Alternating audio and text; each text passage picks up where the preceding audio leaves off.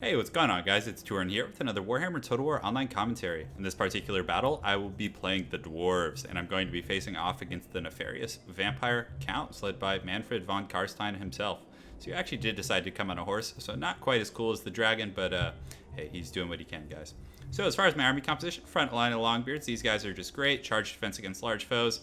Though Cryptors do a pretty good job against them, at least they're not going to fall victim to cycle charging as much as some other Dwarvish infantry, so I feel like they're very good for holding that front line. And at the end of the day, they're just basically protecting the value units like here, the Quarrelers and the Iron Drakes and all of those guys, and allowing them to do their job. Secondary line, Quarrelers are pretty good. Vampire counts are not that heavily armored of a faction, and a lot of the good targets for them, like Cryptors, only have like something, I think it's like 30 armor on them, and then Vargheists have 10 armor, so really, these guys are going to generate pretty good results for you, and they are quite sturdy themselves.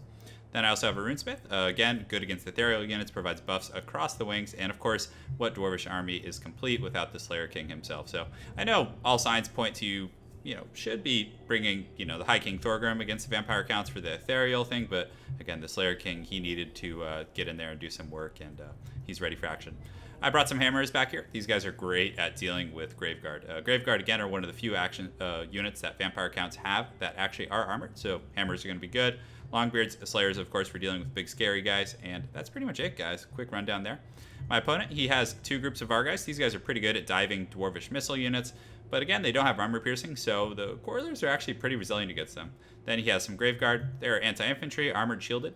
Not a bad choice at all. We'll be able to take missile fire quite well. He has some Cryptors here to pierce the armor of the Dwarves. Manfred over here, and it looks like he has a multitude of spells from Lore of Death and Lore of Vampires. And then he also brought the Claw of Nagash, which I don't think is the best choice, simply because the slow against the Dwarves isn't that big of a deal, because you're not going to be moving much anyways. But regardless, the Mortis Engine is still a good choice in these long battles. So then also more Vargheists here, some Felbats here, which are very, very good at diving Dwarvish missile units like Iron Drakes, and then he has Black Knights here and Black Knights here.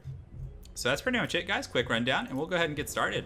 So I advance right away. I don't like to sit with the Dwarves because it allows the Vampire player to just kind of surround you and dictate the pace of the battle, so I always like to get right down to business. So he immediately is very, very aggressive, probably trying to maintain this high ground advantage, so he does send these Cryptors over here, and they're going to hopefully take some good missile fire from me, and you can see these guys are getting some nice volleys, and definitely these Iron Drakes, once I'm able to get them online, will do some severe damage to them. So at the same time, he's also circling my flanks. He has Black Knights and Vargheists out here, and he also has another group of Vargheists and Black Knights over there. So something that's very important with the Dwarves is but developing a defensive perimeter. And you can see those guys are doing huge damage to the Scriptors.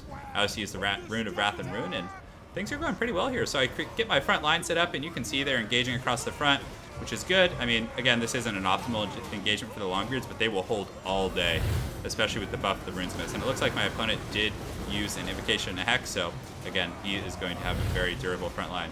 At the same time, he does land some of his bats back here on my Quarrelers, which is unfortunate, but there's not much you can do about it. So you guys can see I developed a pocket. I have troops defending here, here, and here. So if he does dive me, he's going to get collapsed on by Longbeards, by Slayers, and Quarrelers are really strong, so it's not that big of a deal when they get dove, as long as you have follow-up protection. So you can see these Vargheists here are battling the Slayers, and this is going to be a bad situation for these Vargheists here. Slayers were designed to take out these type of units with extremely high damage, anti-large, all of that kind of stuff. So they're getting chased off now, and you can see my Hammers and Longbeards, as well as this Thane, who I kept an auxiliary, are all dealing with these harass threats. And as soon as I'm able to do that and stabilize in the pocket here, things are going to go pretty good. But my opponent is getting some nice charges with these guys, but you can see the Iron Drakes over here are taking some nice pot shots and taking them out. So, man, these guys are so freaking cool.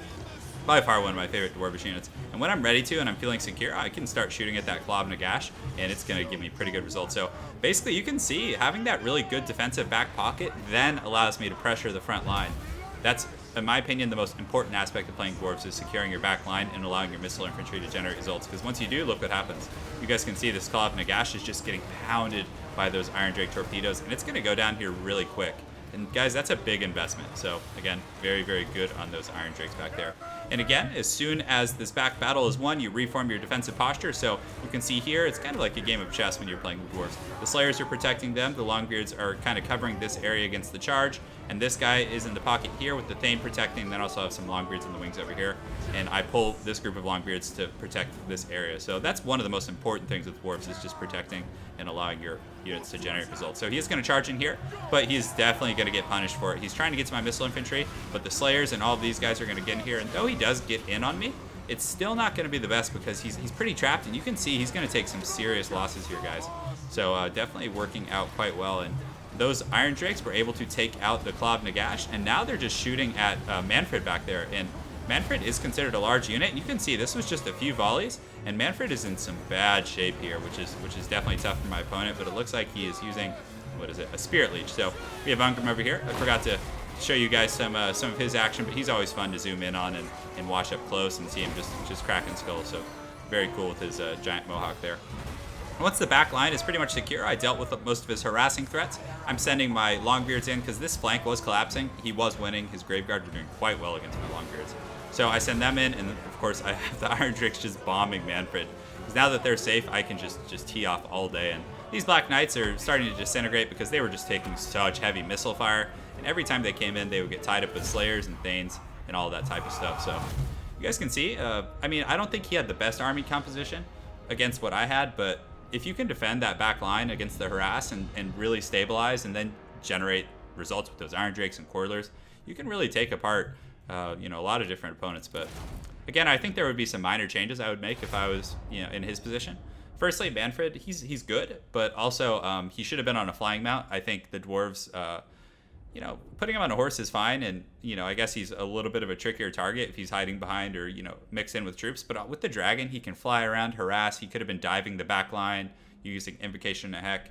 Also, at the same time, the Graveguard were good, but I think maybe, you know, bringing some Graveguard with great weapons in place of the Cryptors, because Cryptors, the Dwarves do have some anti-large capabilities, and you know, these are a big target. And also bringing the Graveguard with the armor would have been a little better against my Coilers, and of course the armor piercing would have been good as well.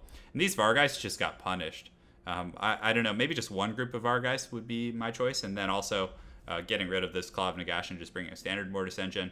Maybe bring some fodder units like skeletons in the front line to take that shock, because these guys took all the initial damage, especially from Ungram in there, who was cracking skulls. So the Iron Drakes did so good that game. You guys saw they punished the Klav Nagash and were just a great unit all around. So anyways, good game to my opponent. Balls Deep 68.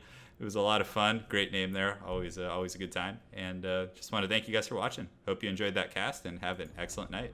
Take care.